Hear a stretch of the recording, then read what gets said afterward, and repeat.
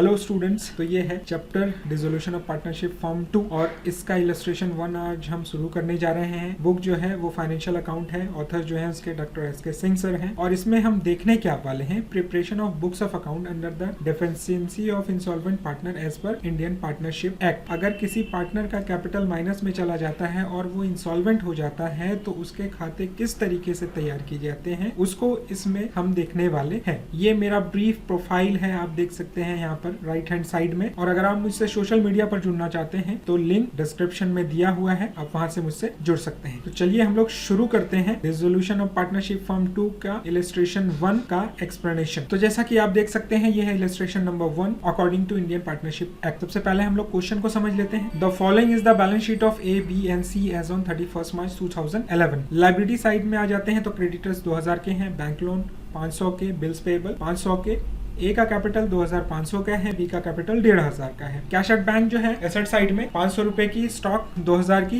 Plant 2000 की, sundry debtors 1000 के, bills receivable 1000 के और सी का कैपिटल जो कि माइनस में चला गया है वो है 500 रुपए का। अब देखते हैं कि एडजस्टमेंट में क्या क्या कह रहा है। C is insolvent but his partner recover from him his estate of Rs 250। C जो है वो इंसॉल्वेंट हो गया है लेकिन उसकी संपत्ति बिक्री होने के बाद जो पैसा आया उससे 250 रुपये मिले हुए हैं। It is decided to wind up the partnership and the assets realised. Partnership को डिसॉल्व करने का निर्णय लिया गया और एसेट से इस तरीके से रियलाइजेशन हुआ है। स्टॉक से 1600, प्लांट से 1500, सन्ड्री डेटर से 750, बिल्स रिसीवेबल से 700। Profit and loss are divided equally. Partners जो है प्रॉफिट एंड लॉस को इक्वली डिवाइड करते हैं। What would be the position of each partners account on winding up of the partnership firm in accordance with partnership act, है ना। Partner जो है उनकी सिचुएशन क्या होगी फर्म की समाप्ति के बाद पार्टनरशिप एक्ट के according. The expenses of realisation amounted to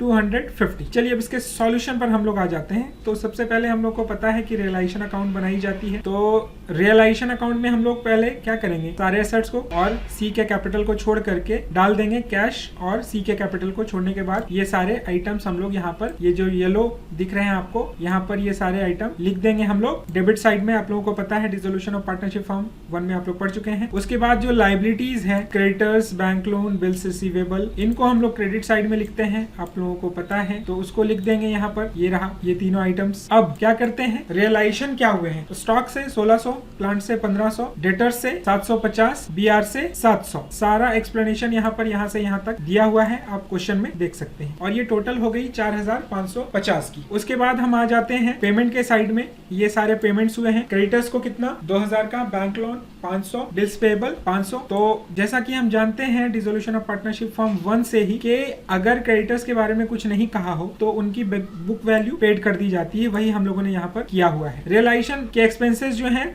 वो 2500 के हैं और जो टोटल पेमेंट है लायबिलिटीज का वो 3000 का आ जाता है हम लोगों का। और अगर इसके बैलेंस को मैच करते हैं हम लोग तो डेबिट साइड ज्यादा आ जाता है, यानी हमारा लॉस आ जाता है। कितने का, 1700 रुपए का, और वो लॉस इक्वली यहाँ पर बट गया है। अब आइए आगे चलते हैं। तो पार्टनर्स का कैपिटल अकाउंट बनाया जाएगा। ए और बी की कैपिटल पॉजिटिव है, यहाँ पे लिख दी गई है 2500 और 1500। बाय बैंक जो एसेट से रियलाइज हुए हैं, यहाँ पर आप देखेंगे एडजस्टमेंट में, C is insolvent but his partners recovered from him his estate of 250। ठीक है, सी जो है इंसॉल्वेंट हो गया है लेकिन पार्टनर्स ने उसकी संपत्तियों में से 2500 रुपए प्राप्त किए, तो ये उसके खाते में जमा की कर दी गई है। एंट्री क्या होगी, bank account DR2, C is capital account. अब क्या है, जो सी का कैपिटल है वो नेगेटिव है तो इसको डेबिट में लिखा है यहाँ पर। ठीक है, रियलाइजेशन के लॉसेस हैं वो घटा दिए गए हैं यहाँ पर। अब क्या होता है कि चूंकि ये इंसॉल्वेंसी का है तो जिस पार्टनर की डिफिशियंसी है उसके कैपिटल को पहले देख लिया जाता है ऑलवेज। तो इसका टोटल जो आता है ग्रॉस टोटल माइनस में वो आता है 1066 रुपए का। उसमें से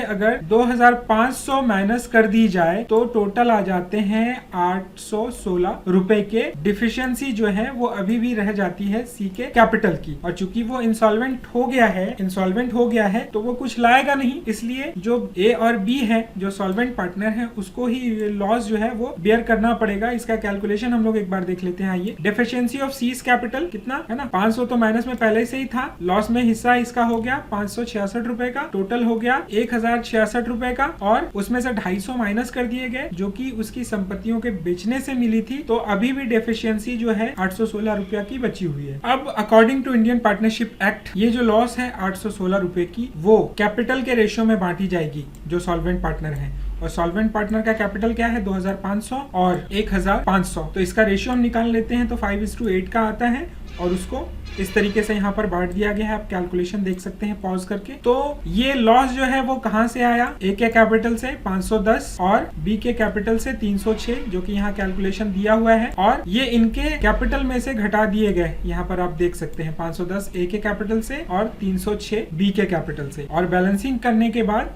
अभी भी पेमेंट जो है वो ए को हो रहा है आपका 1423 और 627 बी को। अब हम लोग बैंक अकाउंट की तरफ आते हैं तो 500 रुपया का बैलेंस जो है वो बैलेंस शीट में पड़ा हुआ है, यहाँ पर आप देख सकते हैं। और ये हम लोगों ने लिख दिया, रियलाइजेशन से 4550 हम लोगों के आए हैं ये अमाउंट। अब जो सी के स्टेट से पैसा मिला है 250 रुपये का, दिवालिया हो गया लेकिन कुछ संपत्ति तो बची ही रहती है, फिर भी जिसको बेचने से जो मिलता है वो जो क्रेडिटर्स होते हैं उस पर्सन के उसको दे दिया जाता है। तो ये सारी चीजें आई 500, 4550 और 250 फर्म के पास आया। गया क्या, रियलाइजेशन लाइब्रेरी का जो पेमेंट हुआ है आप देख सकते हैं, उसका कैलकुलेशन यहाँ पर दिखाया गया है, ये रहा। और रियलाइजेशन के एक्सपेंसेस जो थे वो 250 रुपए के थे। ए को 1427 रुपए दिए गए हैं और बी को 627 रुपए दिए गए हैं, और इस तरीके से बैंक का टोटल जो है वो पूरा हो जाता है। अब जो ध्यान देने वाली बात यहाँ पर ये है, क्योंकि इंडियन पार्टनरशिप एक्ट हम लोगों ने यहाँ पर अप्लाई किया है, इसलिए पार्टनर्स का जो कैपिटल वर्ष के शुरुआत में था उसका रेशियो लिया गया है। अगर गार्नर वर्सेस मर्रे रूल होता तो